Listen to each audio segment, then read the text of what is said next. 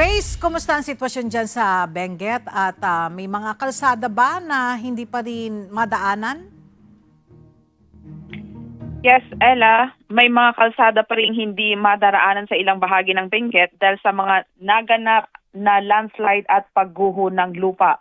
Karamihan sa mga ito ay mga kalsadang napinsala o natambakan ng lupa at debris dahil sa ilang linggong pag-ulan. Patuloy naman ang road clearing operations ng mga kinukumplang ahensya para sa muling mabuksan ang maapektadong daan. Pero may mga lugar na kailangan pa rin maging maingat dahil posible pa ang karagdagang pagguho.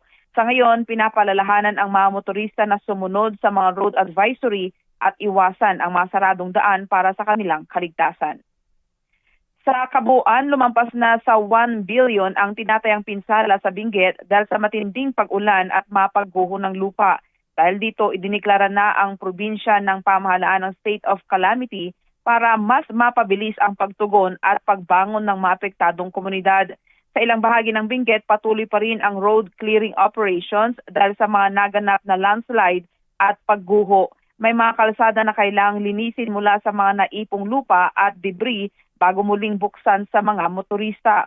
Patuloy din ang pagmamatsyag sa mga lugar na posibleng muling gumuho, lalo na kung magpapatuloy ang pag-ulan.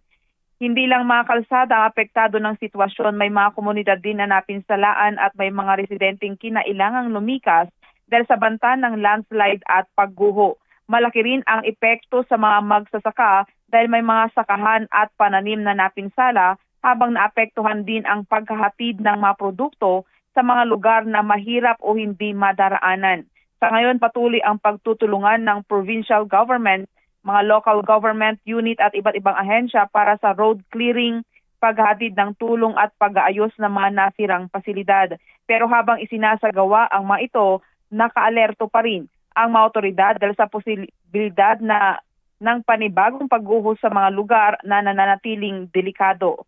Ella, patuloy ang pagmamatsyag at pag-assess sa mga apektadong lugar habang unti-unting ibinabalik ang normal na sitwasyon sa mga komunidad. Yan mo ng balita. Balik sa iyo, Ella.